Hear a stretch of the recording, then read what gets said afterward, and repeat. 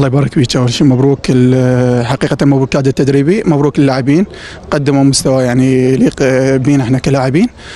كل مباراه صعبه اكيد، كانت امام التعاون، امام الاهلي، امام الوحده. الاهم انه عندنا بعض الاخطاء لازم نصححها، وان شاء الله انه نقدم مباراه تليق يعني باسم نادي الرياض.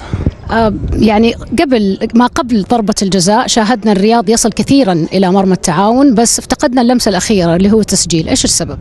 أكيد هو الفريق اللي كل ما يوصل للمرمى أكثر، يعني إنه فريق يعني جيد. وصلنا أكثر من من مرة. فريق التعاون يعني ما كانت خطورة بالشوط الأول، حتى بالشوط الثاني حصلنا على بلنتي وحققنا 3 نقاط وكانت مستحقة لنادي الرياض. طيب إيش سر المستويات نوعا ما متذبذبة لنادي الرياض؟ يعني أحيانا تفوز ورا فوز ورا فوز، بعدين يجيك تعادل أو هزيمة. اليوم شاهدناكم تفوزوا، المباراة الجاية ايش توعدون للجماهير؟ اكيد نوعد الجمهور قادرين انه على تخطي نادي الاهلي.